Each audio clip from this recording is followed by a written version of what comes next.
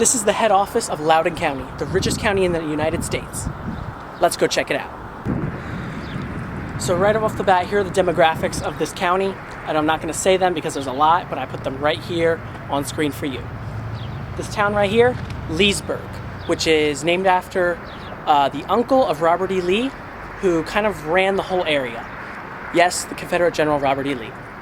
It's a pretty nice town. It's got that whole downtown homey vibe. And let's go check it out. Behind me here is the courthouse of the county of... So this is downtown Leesburg. It's pretty nice without all the cars being loud and, almost killing me. But yeah, it's your standard American downtown. And check it out sometime if you're in the area.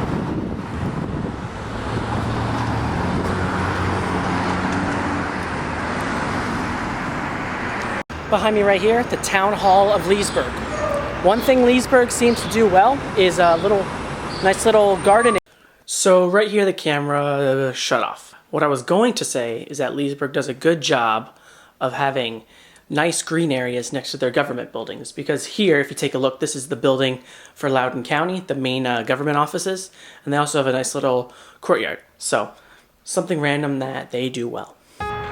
So this is the Sully Historical Site. This is the house of Robert E. Lee's uncle. Yes, the Confederate General Robert E. Lee's uncle lived here on this plantation. And here's some history of Loudoun County.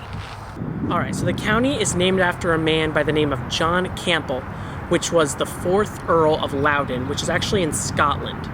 But that is why they named it Loudoun County. Place in Britain, not exactly surprising for the East Coast. He was also Governor General of Virginia from 1756 to 1759. So kind of a big deal back then. So before the Europeans arrived, the Doeg, probably not pronouncing that correctly, an Algonquian-speaking subgroup of the Powhatan Tribal Federation lived in this Northern Virginia area near the Potomac River. For much of its history, this area has been relatively diverse. After the Europeans came in, lots of different types of people moved here. People were Quakers, those were a common group back then, Scots-Irish, so kind of that Celtic area. Also Germans, no surprise, Germans is the largest ethnic group in the United States, and others.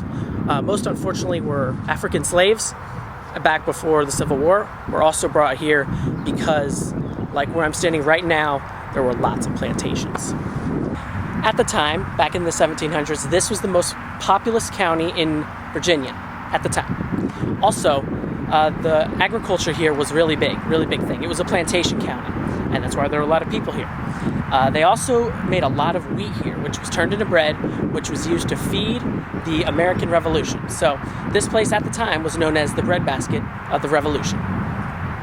During the War of 1812, Britain attacked Washington, D.C., and there were a lot of very important documents in Washington, D.C., like the Constitution and the Declaration of Independence. So those documents were actually taken to a house here in Loudoun, kept here for safekeeping away from the armies. Not this house, a different house that I'll put on screen. Like I mentioned, in the mid-19th century, so the 1800s, this area was mostly farming like it was before. Lots of slaves, unfortunately, lots of plantations, and a lot of these are still here today, like this one right here.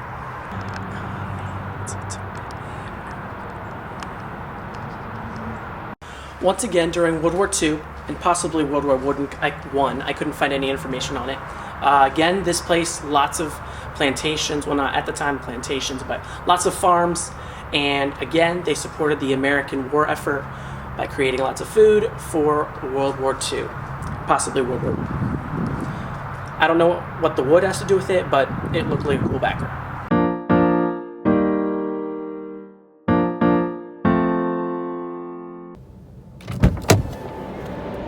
Those right there are data centers, and they're a massive part of Loudoun County's economy. Let's talk economics.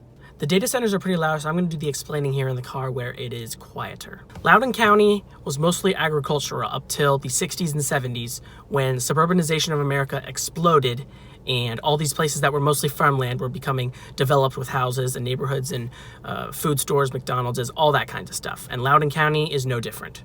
So in the 80s and the 90s, the population grew a little bit because of suburbanization on the eastern part near Fairfax County. However, once the internet became a thing, its population just exploded. Between 1990 and 2000, the population almost doubled at 96%, from about 86,000 to 160,000 people. So for whatever reason, Northern Virginia has a lot lower electricity prices than usual. And these data centers that handle all of our internet traffic use a lot of data, or not data, well, yes, they use a lot of data, but they also use a lot of electricity. So due to all these data centers coming in, lots of other large companies made their East Coast headquarters in this area, in this Loudoun County, also near Fairfax County, which is called the Dulles Business Corridor. Lots of big companies, Northrop Grumman, General Dynamics, I think I saw Hilton, their headquarters, or at least an office is around here. Other large companies like Capital One is headquartered near here.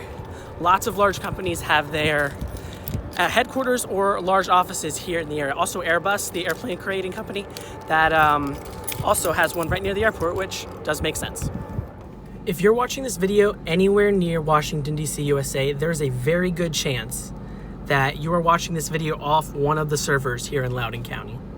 One publication even suggests that about 70% of the entire world's internet traffic travels through here in Loudoun County at one point, because there's lots of different types of networks on the internet and they got to be connected, and this is one of the major places where they are. I'm not going to get too much into it because it gets pretty technical, but that is really interesting how in our random DC suburb, like, it's a epicenter for the internet.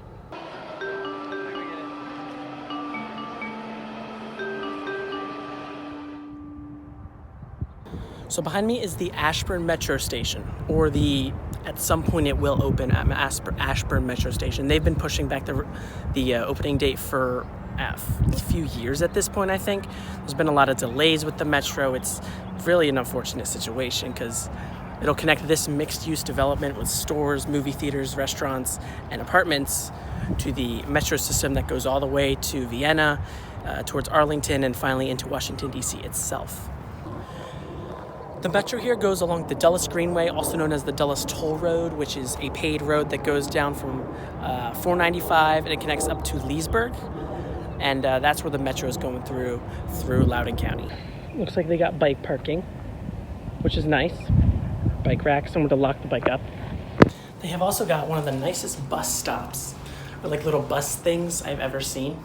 These buses currently go to the last Metro stop before this addition starts, which is in Reston, about maybe 10 miles to the east. But hopefully this bus won't be needed when the Metro station back there finally opens up.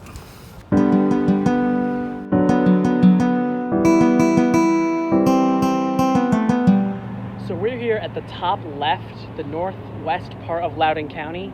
Back here there's a highway, and right now we're at it's like a hiking trail type place. Take a gander right here, it's all muddy, and we just brought normal sneakers, so I don't think we're gonna be able to do that.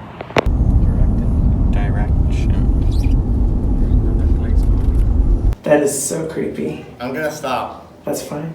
So this is some weird building. I have no idea what it is, but it's creepy as heck, and if it was nighttime, it would be horror movie inducing.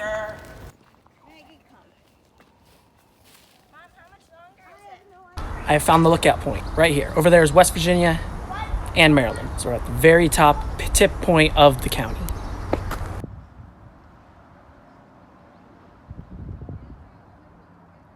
This right here is Mount Weather, a station where all of our nation's leadership would go in the event of a nuclear disaster or something just as bad. Where the president goes if there's a nuclear holocaust and there's 20 years worth of food and everything. Also in the rural northwest part of Loudoun County, there are a few small towns like this one called Middleburg. They're small, but they are not cheap to live in at all. But they do have that downtown, small town, Main Street vibe, so that's why people like them. So a lot of the county has a solid amount of trails like this that go, you know, in wooded, forested areas not next to a road.